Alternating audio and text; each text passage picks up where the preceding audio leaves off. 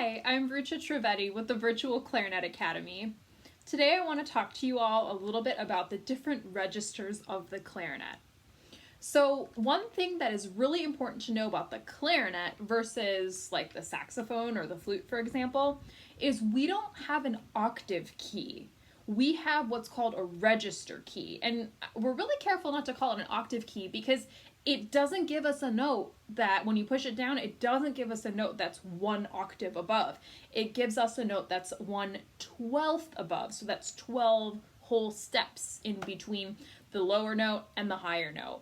So for example, if I'm playing my low E, which is thumb 1, 2, 3, 1, 2, 3, plus my pinky here, if I play that low E and then put the register key down, I don't get another E, right? I get a B.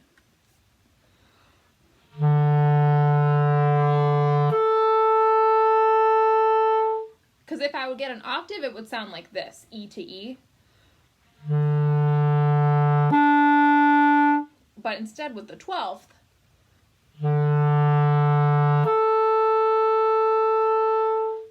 so I think that's one thing that's really important to remember about the clarinet. We get that 12th, not that octave.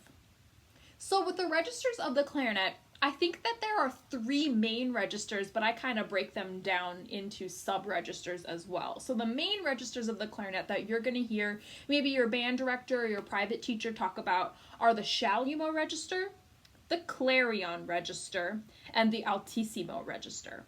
So let's start down low with the Chalumeau register. I'm playing a B-flat clarinet today, so the lowest note that I can get is low E, which is what I played earlier in the demo.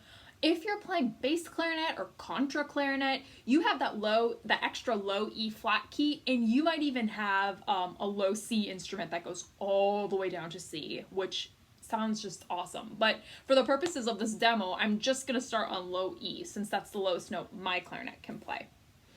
So the Chalumeau is actually, it's a French word.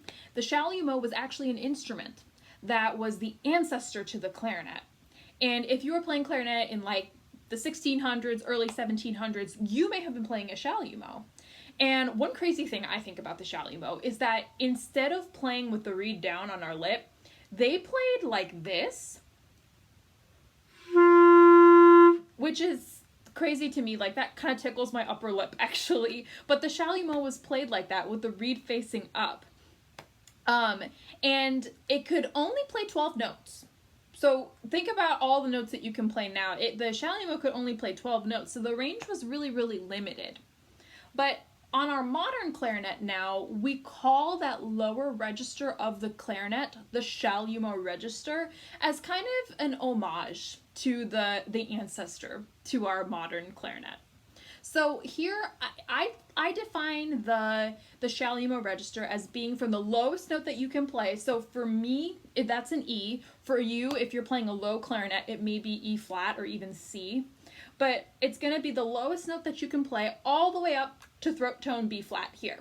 So A key plus register key. So let me play a little bit of the Chalumeau register for you.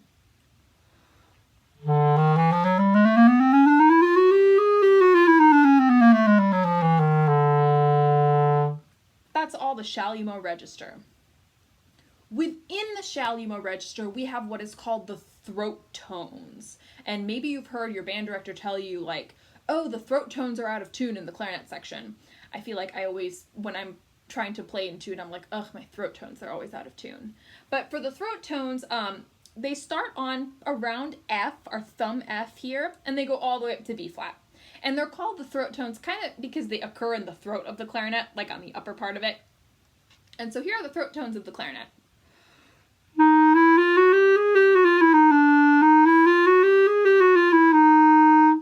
Throat tones, they tend to sound kind of airy. We sometimes have to put down extra fingers that are called resonance fingerings on our right hand, maybe even our left hand, to help with the pitch and help with the sound quality of them. But they occur within that Chalumeau register. Next, we have our Clarion register. And the word clarion comes from actually the trumpet. So there's a trumpet that has no valves, so it's just like a natural trumpet. And when the clarinet was invented, when that register key was put on the clarinet and clarinetists were starting to play higher into the next register, I guess somebody heard it and said, oh, that kind of sounds like a little trumpet. It doesn't. I mean, I don't think it does. But that name stuck. And so the next register of the clarinet that we have is called the Clarion register. So I'm going to start on my B here, thumb register, 1, 2, 3, 1, 2, 3, plus pinky. And it goes all the way up to our C here. So that's thumb plus register. So here's a little bit of the Clarion register.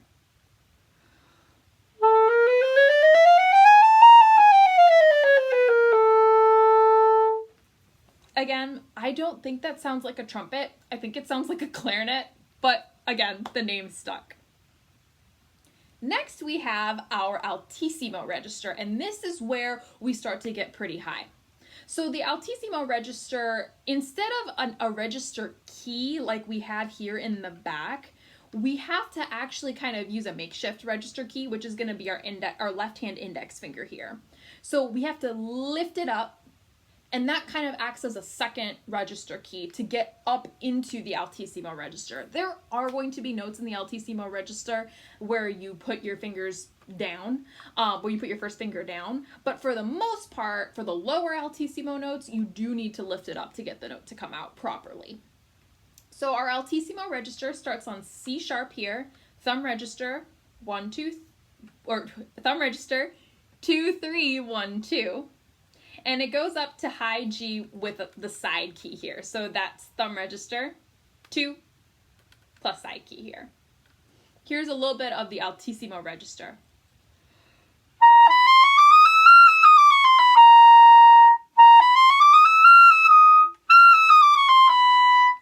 So I actually started on low C on C because I was used to, when I teach my students, I do that. But that is our Altissimo register. We can go higher. That's always what people ask is, can we go higher than G? Yes, you can. You can go up into what I like to call the super Altissimo, which is everything above G. So starting G sharp.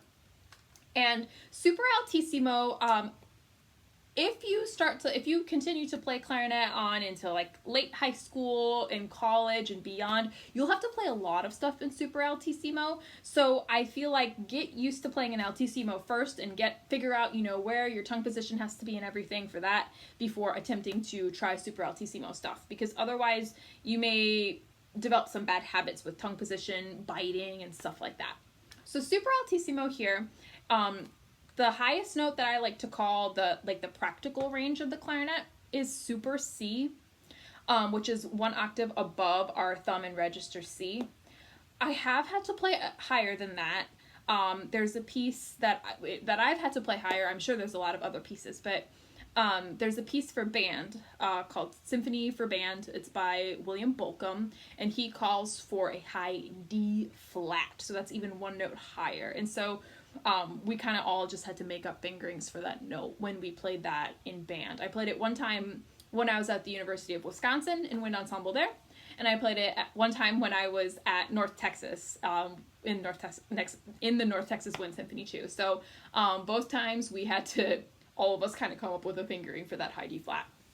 But for the super Altissimo, I'm going to start on my G flat and then slowly work my way up chromatically. I hope that the camera is going to be able, or the audio is going to be okay. Sometimes when I go really high, it doesn't like it.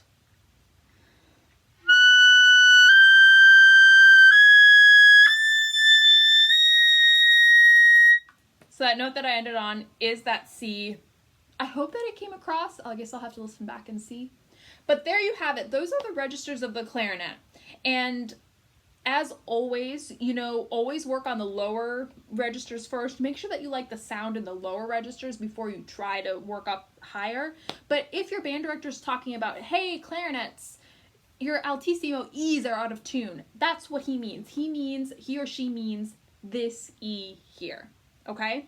So I hope that this video was helpful. Thumbs up if you liked it and you want to see more of this kind of content. And subscribe to Virtual Academy here on YouTube. All right, take care, y'all.